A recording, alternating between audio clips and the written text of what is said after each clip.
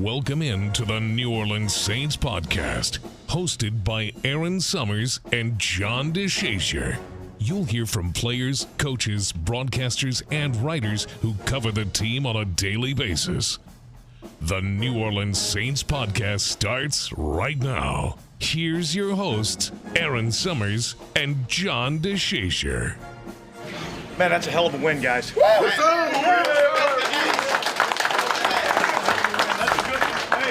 That's a good football team that we just beat. Okay, 16 regular season wins in a row. Okay, that was a good team. All right, now, okay, here's what we said. We said we had to come in here and play our brand of football. All right, and that's exactly what we did. We played the way the Saints have to play this game. All right, and look, hey, sometimes you just got to pop out and show them.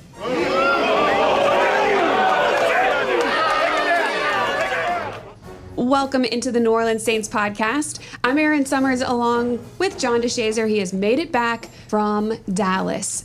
I gotta know though, it looked like there were a ton of Saints fans at that game. I heard it on TV. I saw the videos of the second line outside of AT&T Stadium. Team travels well, and then you go and you get a 44-19 win, so there was a lot to celebrate. Yeah, any close vicinity game, Saints fans are going to travel, whether it's Houston, whether it's Dallas, whether it's Tampa, of course Atlanta, travel pretty well to Carolina. So Saints fans travel. They've always been that way. In some instances, it feels like a collegiate atmosphere. There's so many of them there, especially when you're talking about Atlanta and Tampa. Mm-hmm. A lot of fans kind of playing their one or two road games around those cities. So, yeah, I figured they would show up well in Dallas, especially after the season opener. I don't know that, anybody expected to see what they saw in that manner, but yeah, they travel well, and if it's a close game, they're going to show up. There was a lot of questions before the first game. Are the Saints really this good, or the Panthers really this bad? I think that we can say both are indeed fact after week 2. The Saints really are that good. They're that much better than they were last year. I'm afraid to go that far. Although, but the evidence says they are fantastically better than last year offensively. But I just, it's so early in the season. I hate to sound like a coach. Man, I hate when I sound like a coach. But it's so early in the season. And so now you're fearing, because there's going to be adversity, of course. And there are going to be some games where the opponent is just the fit for you. But man, it's hard to tamp down the enthusiasm, even for me, after seeing what they were able to do. And I almost don't want to say I don't count the Carolina game, because you got to play who's on the schedule. But going to Dallas and beating the Cowboys that way, a team that had won 16 straight at home during the regular season, that was impressive. Mm-hmm. That was really impressive. And I thought the Saints had a chance to win, but I certainly didn't think they'd run them out of the gym. And so that's huge. That's something to build. I'm dying to see what the Superdome's going to look like on Sunday against Philadelphia.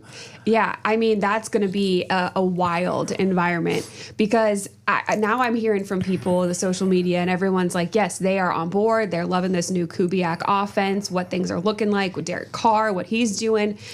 But now people, they didn't want to believe after week 1. They're like, all right, well, they beat the Cowboys, I'll believe. But now people are saying, all right, well, they beat the Eagles, then we'll believe. There's always going to be some moving of the goalposts now. That's the way that goes. And I don't know that, the Saints are going to go 17-0, but there are some elements that you see that you say, you know what?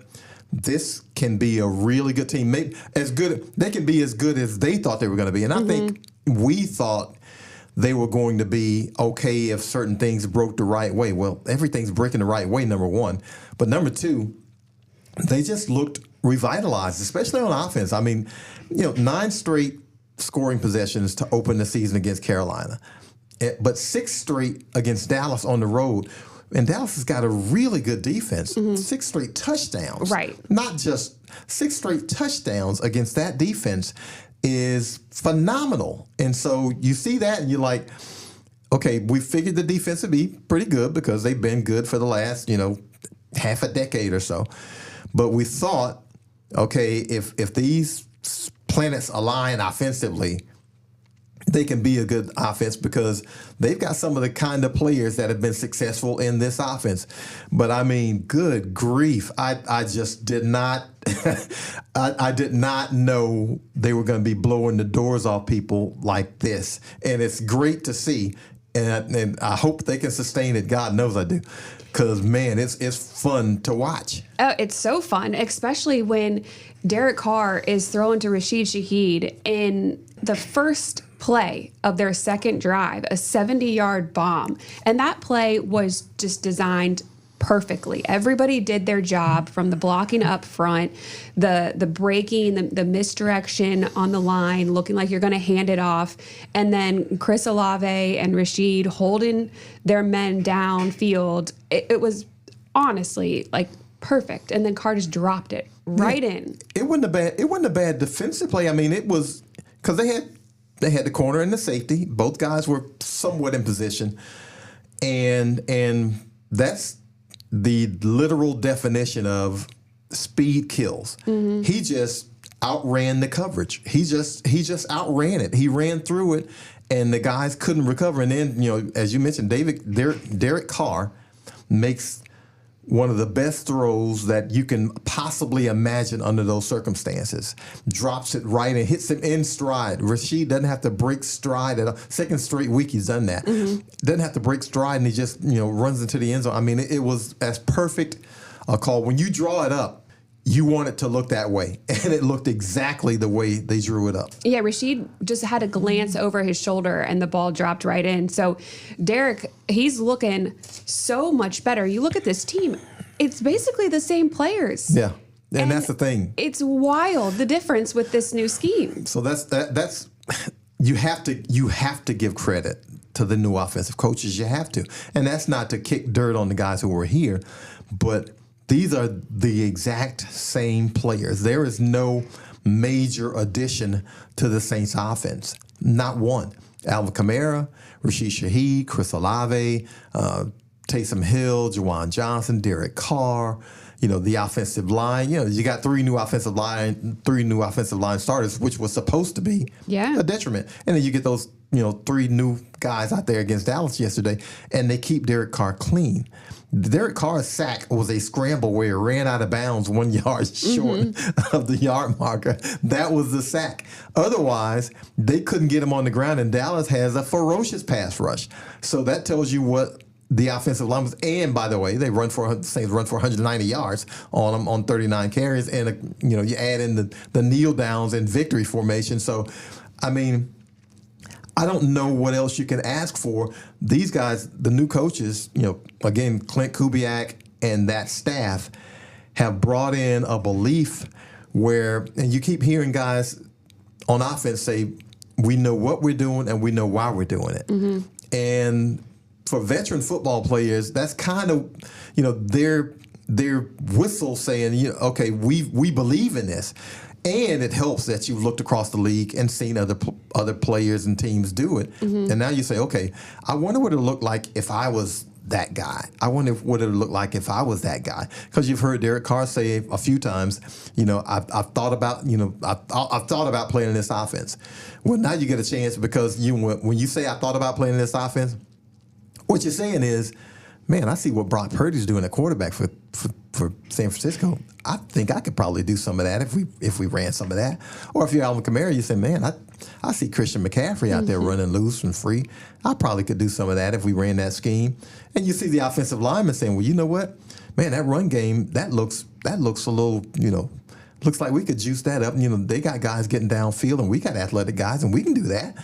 So now you bring it to fruition in your own house, and now there's no way that anybody can say they don't believe, because now you've seen it manifest itself into 91 points in 2 games, which I don't care who you're playing, man. That's hard to do in the NFL. That's hard to do in the NFL.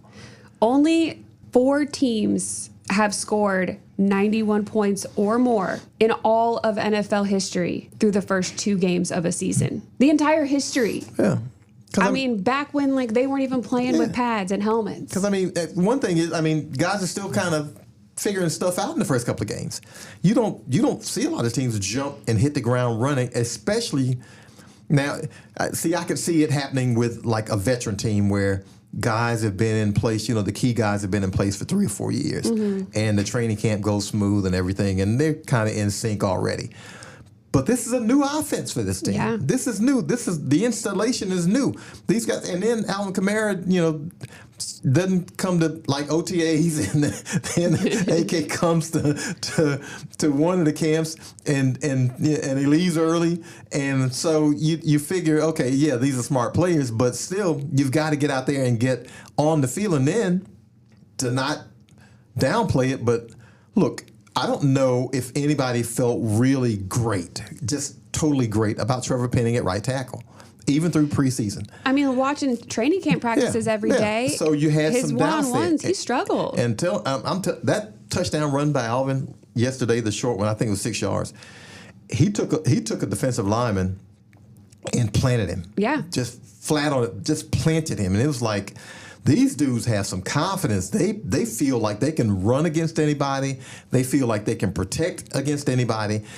That was only like a 3-man route for Rashid's touchdown. But they disguised it so well that Dallas couldn't stop it. I mean, that's something that we that we just had not grown accustomed to. We've grown unaccustomed to, unfortunately, for the last 3-4 years. And now it seems like, okay, it's back. Clint Kubiak has clearly come in and revitalized things offensively. The players have talked all offseason training camp about how intentional everything is, how specific, detailed.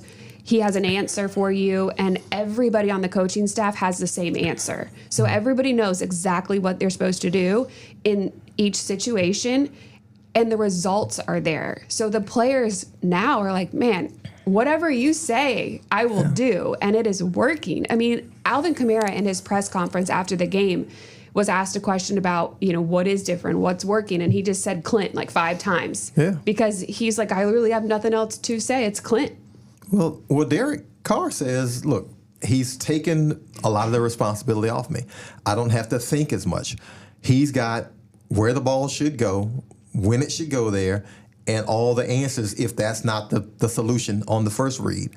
So it's like, okay, just do what I tell you to do, and it's going to work. And when that happens, then you turn around and like, okay, all right, I guess this guy knows what he's talking about. Yeah. So this guy knows what he's talking about, and he is...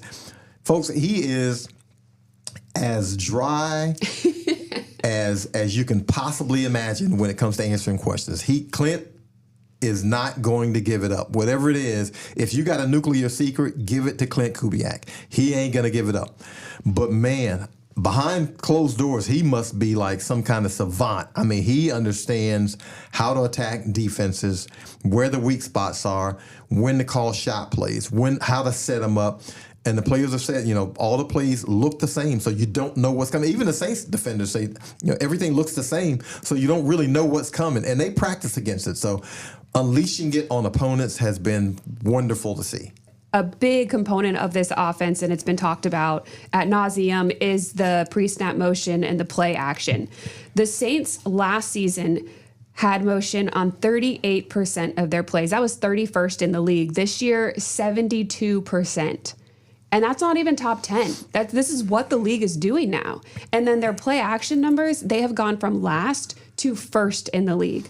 Half of their plays involve play action this year. It helps you diagnose what the defense is doing. And if you're stagnant, the defense has a better read on what you're doing. And so they're able to set up against what you're doing. But when you when you go in motion and when you have these things and when you roll the quarterback and all those things, it forces the defense to have to move and kind of give away what they're doing. You'll find out if they're playing man. If you put somebody in motion and they're trailing, you'll find out pretty soon what a team is doing defensively. And so those things, you get them on the move. And again, if you're doing the things that make them have to shift and kind of telegraph what they're doing, but everything you're doing, you're not telegraphing, you're just making it look the same, but you have options off what it does, then you're going to have the advantage. And so far, I mean, again, it's been 2 games, and it's hard to hold down the emotion, folks. It's hard to hold down the emotion because we haven't seen this in a while. Yeah. And so it's natural to jump up and say, you know what, Saints going to the Super Bowl. because when you see it, it's like this really looks special. This, I'm gonna kick myself for saying this. This looks a lot like the way the offense was functioning in 2009, when the Saints were not just they won the Super Bowl, but the offense was so efficient. And this is the kind of efficiency that it looked like then. And in 2011, when they had like one of the greatest offensive seasons in NFL history, this is what it looked like. It looked unstoppable. Now, again, I understand it's 2 games, and I don't want to get too far ahead here, but this offense looks like it can sustain this, because this isn't something that, that's, trickery and that kind of thing. This is just efficiency. Mm-hmm. And these guys have confidence now, a sky-high confidence in what they're doing. So looking forward to seeing how they handle the success going forward, because naturally, I don't care who you are, you hear people patting you on the back and kissing the ring. Some of that's going to seep in, but hopefully they can maintain the focus, because, again, they understand also that they haven't been to the playoffs in 3 straight years. Yeah. So they hadn't really done anything yet. There's 15 more games to go. So we got to see what happens. But, man, this has been the kind of efficiency that we've seen before. We just got a little unaccustomed to seeing. I mentioned earlier there were only 4 teams that had scored more than 91 points, or 3 teams that have scored more than 91 plus, with the Saints included, 4. Well, one of those teams was the 2009 Saints team. They scored 93 points through the first 2 games. So it's not wrong to correlate what's happening now, to that. But we are early, and the key will be, can this team stay locked in and focused on the details, because they have a huge game coming up on Sunday. We haven't even touched on what the defense did well. And throughout camp, we kept hearing it. Iron sharpens iron. We're going up against one of the best defenses in the entire league every day. It's going to make our offense better. And we looked at the defense and we said, I don't know. They're getting a little older. Are they really going to be as dominant? Can they stop the run? That was an area they struggled in last year. Well, they hold Dallas to 68 rushing yards, go 0-3 in the red zone. The only touchdown they shouldn't have had. Yeah. Because it was couple missed tackles. So that is one blemish, I guess, on the defensive side. But they held a team that has averaged 35 points a game at home to 19. This defense has not missed a step, and they look even better than they have. Look, they'd be the talk of the league if it weren't for the Saints offense, probably, because they played that well. They gave up 10 and they gave up 19. You get the 3 sacks against Dak Prescott and the 2 interceptions. Mm-hmm. So now that's 7 sacks, and now that's 4 interceptions. And they're on the pace that you want to see from this defense. Chase Young only has a half sack in the first 2 games. I cannot overstate how important he's been to this defensive line, because he is a heat applier. He crashes pockets. He gets back there. He might not get the sack, but he gets hurries and he gets guys off their marks, and he gets guys rushed playing quarterback. And Carl Granderson popping through with a sack and a half. Of course, Grando being the guy who led the team in sacks last year. But man, and then when you get that kind of pressure, of course, you get back in coverage, because now you don't have to cover as long. You can be a little bit more aggressive. And so you get the pick from Paulson Adebo yesterday. You get the pick from Tyrann Mathieu yesterday. And Tyrann Mathieu's pick was a nice play because he cuts in front of CeeDee Lamb. He gets it at the high point. Now, Paulson Adebo's was, some fortune, receiver stumbles, but you're still in position to make the play. And you got to be in position to make a play in order to make a play. And then he returned it about 40 yards. He does the Three Stooges return. He, runs around in a circle like Moe and Larry and Curly, and then he turns it up. And I think he returned it 47 yards. But, I mean, you're getting guys doing exactly what you draw it up for it to be. And a name we didn't hear yesterday, which is a great thing, Kool-Aid McKinstry. Didn't hear a lot of Kool-Aid's name except for when he made tackles because, they couldn't pick on the rookie. They couldn't, just take advantage of him. And the Saints were able to basically have their way with Dallas defensively. I mean, yeah, they gave up the field. If you're going to give up points as a defense, it's got to be field goals. It's got to be field goals, especially when your offense is scoring touchdowns. Because if you're scoring touchdowns and they're scoring field goals, you are going to win every time unless they kick 8 field goals and you only get 3 touchdowns. But other than that, you're going to win the game, especially if the Saints are scoring this way. So to be able to get in Dallas, move the ball some early, and had possession a lot in the first half.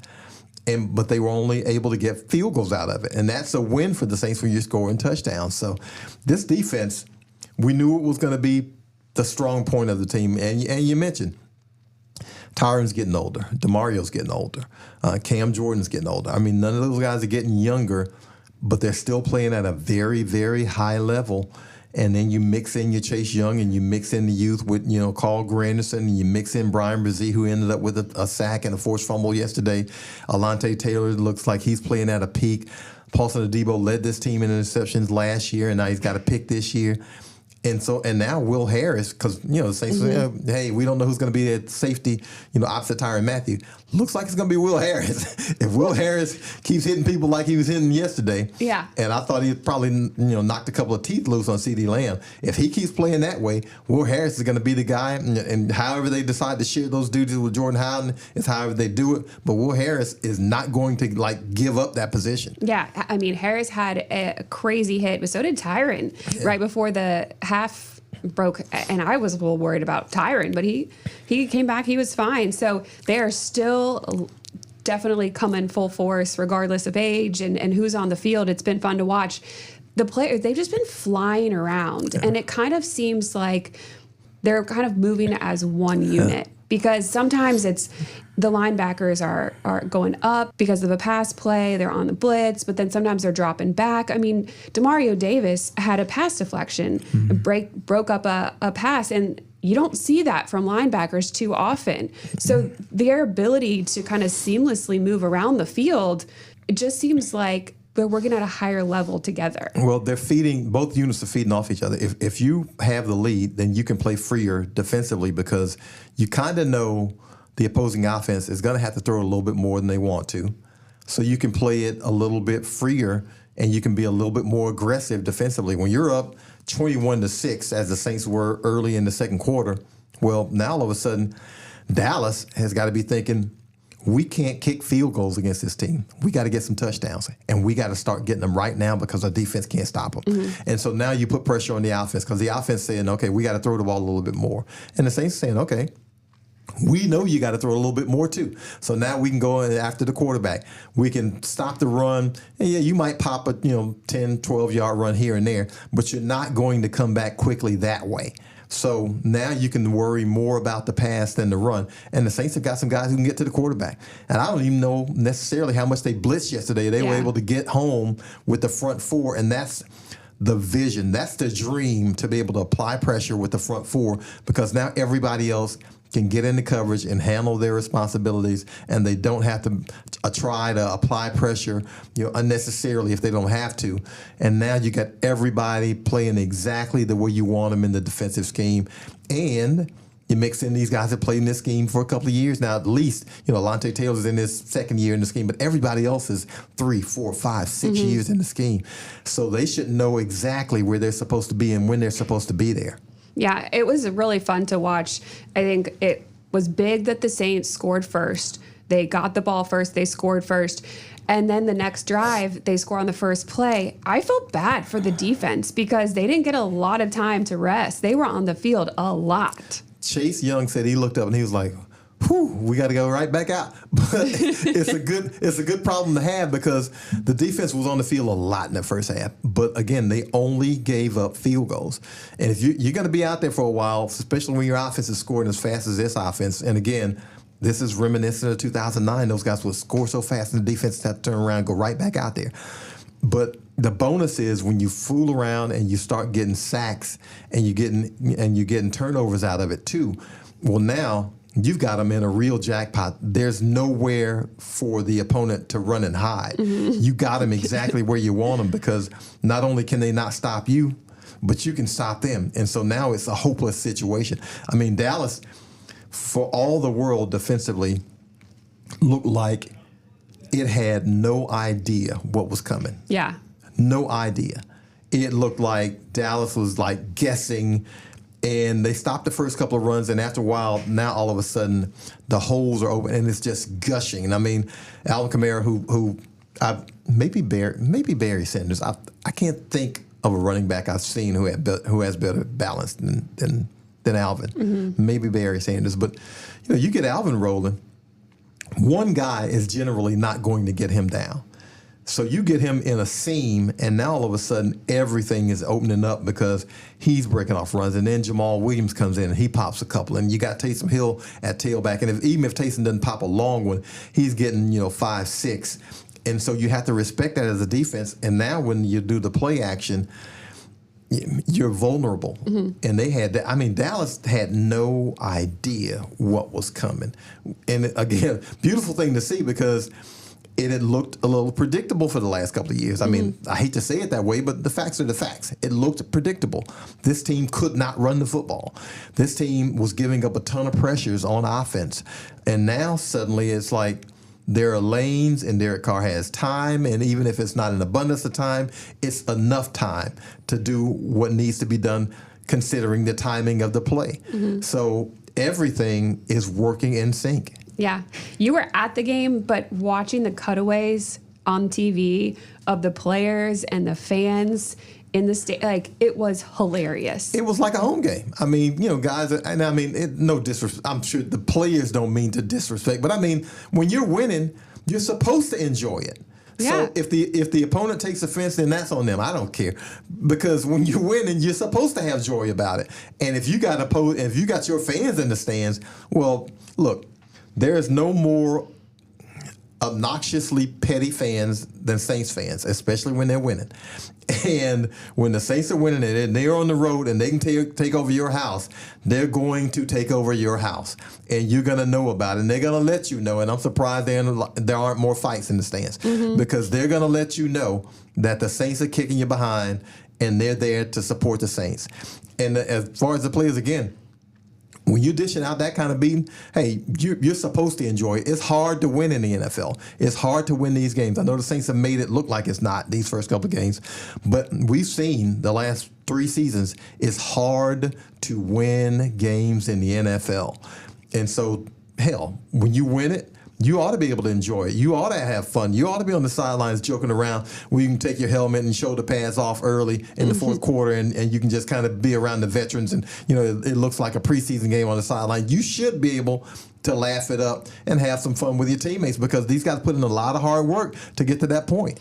Yeah, you're referencing Cam Jordan and Derek Carr on the sideline, just yucking it up. It was really cool to see, the offense and the defensive leaders just on the sideline together, enjoying what they had just done and the win. But on the opposite side, it was Dak Prescott and CeeDee Lamb sitting on a bench, head in their hands, looking at each other like, what just happened? And it was such a great feeling. Gosh, It was so fun to watch that game last night or yesterday. It's hard not to get excited and look forward about what could be for this season. Hopefully that means playoffs and beyond. But you got to kind of check yourself, because they do have a really big, tough opponent coming in here that the Saints have struggled against in the Philadelphia Eagles on Sunday. We're going to break it down all week, of course, but looking at that game, it's been tough for them to stop Jalen Hurts and Saquon Barkley in a run game. This defense, though, has done it so far through 2 games. Are they up for this challenge? Well, that's the thing. Jalen Hurts presents the issue that has been the bugaboo for the Saints defense the last 3, 4, 5 years. Yeah. The running quarterback. And he runs it as well. Well, probably maybe not as well as Lamar Jackson, but other than Lamar Jackson, I don't know who runs it as well as he does, especially on the RPOs. And so he gives you that threat, and then you add Saquon Barkley, and then you got 2 really, really good receivers in Devontae Smith and and A.J. Brown. Mm-hmm. So now they give you a quandary as to, your responsibilities. And the Saints, I think, are disciplined enough now in this defense, and they've seen Philly twice. Jalen Hurts has really hurt them twice, to where I think they should have a pretty good idea of what's coming. And plus, Jalen Hurts had, last year, and I guess the first game, well, I guess we'll see a little bit more maybe tonight in Monday Night Football, hadn't run it as much as he did as the year where I thought he should have won the MVP. But he hadn't run it as much as the year when they went to the Super Bowl. And running quarterbacks get beat up. They get hit. And maybe Philly's trying to protect him a little bit, but that's why you bring in Saquon Barkley to let him be the bell cow. Mm-hmm. But it's going to be a real test for the defense to see how they handle, because Dallas, let's face it, Dallas really just had CD Lamb that you are afraid of. The rest of those guys, you didn't necessarily know. Ezekiel Elliott is not the Zeke Elliott of 5 years ago, and they don't really have a great running game. And they don't have a notable tight end. Jason Witten ain't walking through that door anymore. So they don't have the weapons that Philly does. Philly can stretch you out, and Philly can make you look bad if you don't know your assignments. So that's going to be a great test for the Saints defense. I'm almost, I don't even know if I can say this, I'm almost not even worried about the Saints offense right now. But the Saints defense is going to be up against it. They're going to have a real test against that Philly offense, because Jalen Hurts has really taken advantage of this defense a couple of times. So let's see if they've learned something, and let's see if their discipline holds. And there are going to be some times where you just got to beat a dude to get to somebody. Mm-hmm. You just got to beat him. You're going to, they got two receivers, and you can't double them all the time. So you're just going to have to cover those guys. And the Saints feel like they have people who can do that. And, oh, by the way, it looks like Marshawn Lattimore, cornerback, might be back for that game. Let's hope his health holds up this week in practice. We'll see when we get back to the practice field on Wednesday. But he wanted to play on Sunday. They held him out, good thing. And he wants to get back on the field, because we know how Marshawn does respond when he plays against high-level receivers, and you need as many high-level cornerbacks as you can have when you're playing against Philly. I think having Marshawn Lattimore come back for the Eagles game would be huge because of that. He plays up to the competition. Mm-hmm. He loves going up against, the top tier talent. I think he would have loved going up against CD Lamb. Mm-hmm. He just usually rises to those occasions. And the fact that he wasn't able to play against the Cowboys and it went that way, probably had a little FOMO. I saw him on the sideline. He was still getting hyped up and into the game, but he wants to be a part of it. Oh, yeah. Look, when you're beating the brakes off people, and of course, everybody wants a piece of that. You're seeing, when you're seeing other guys get interceptions, you're like, oh man, that should have been mine. That could have been mine. When you're seeing those plays, you're thinking, man, CD Lamb, you know what? That's the kind of game, you're on national TV, people notice you, people see you. Those are the games and the situations that Marshawn loves. So hopefully on Sunday he gets his opportunity and he shows exactly what he's made of. It's good, though, that that you have Kool-Aid McKinstry there, and he seems ready for the moment. Yeah. And like you said, he didn't back down yesterday. No. Joe Woods, the defensive coordinator, said Kool-Aid's not going to back down. But, it's good to see it in real action, because, he did give up a chunk play in his first game, but he held up great. He held up great against Dallas. Yeah. CD Lamb only had 4 catches, went for 90 yards because of that one long one, but did a really good job limiting his production in Sunday's game. You look at all of it together, there were a couple things here and there that I know Dennis Allen's going to harp on, some penalties that happened, like the missed tackle that we mentioned. Injury-wise, they came out of it pretty clean. We've heard that Taysom Hill went to the hospital to get his chest looked at. Didn't know the extent of those injuries, what they were looking at specifically, but he has returned home. So hopefully we'll get some more updates, and it's best case scenario for him. Yeah, Taysom, it depends on the extent of the injury. We know that if at all possible, he's going to play. And he's a vital part of what the Saints want to do. If not having him will take away a chunk of what they want to do offensively. So hopefully he's able to go out there. But, we know he only knows one way to play. And so the way he plays is going to lend itself to some bumps and bruises, and sometimes those bumps and bruises are going to keep him out of games. So hopefully this will not be a game that will keep him out of. Yeah. I mean, the way these players, all of them are blocking, putting their bodies out on the line to help, it's been pretty impressive, because that was a big question mark coming in. Are Olave and Rashid going to be able to hold their own in that regard? Do they want to do that? And so far we've seen from everybody, they're out there laying blocks, whether it's the tight ends, Adam Prentice, the line, Taysom, or your receivers. It's really just everybody kind of just playing for each other. Yeah, you got to be willing. You can't have 8-9 yards of runs without receivers making blocks, especially when you're running the stretch zone and guys have to block on the perimeter. Your receivers have to be not just willing blockers. They got to actually be able to block people. The only guy I saw yesterday who didn't throw a block as a receiver was Mason Tipton. And the reason he didn't throw a block was because he was the lead blocker downfield on the screen pass touchdown to Alvin, and he had nobody to block. There was nobody there. God, that was a beautiful play. So that's the only guy. But I mean, these guys are willing on those perimeters, and I mean, they drilled it into them. You know, you can get, their yards there if you will block your guy. Mm-hmm. And all of them are taking it to heart. Yeah, because it's coming back around. Everybody is getting there. As Olave got involved early in the game, I think that was a point of emphasis, because he didn't have as much in the first game, not as many targets, not as many yards. Still looking for that touchdown for him, though, but it'll come. That goal line catch, I wondered if he was going to get up. I mean, that was a tough catch, and he hit the ground hard. Yeah. But he got up like nothing to it, and it was great to see. Yeah. So much good in this game, and we're just hoping that it continues. The Saints right now, if you go by point differential and all that kind of stuff, are number one in the entire league. There's 4 teams that are 2-0, the Saints being one of them. They are plus 62. The next team is the Chargers at plus 35. However, they did play the Panthers as well this week, so I don't know how fair that is. So the next person... They didn't beat him by 37.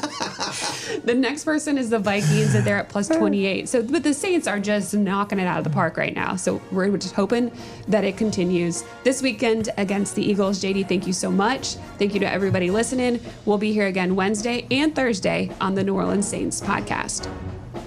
Thanks for listening to the New Orleans Saints podcast. Join us 3 times per week on NewOrleansSaints.com, the Saints mobile app, or you can download the podcast on iTunes. We'll see you next time, right here on the New Orleans Saints podcast.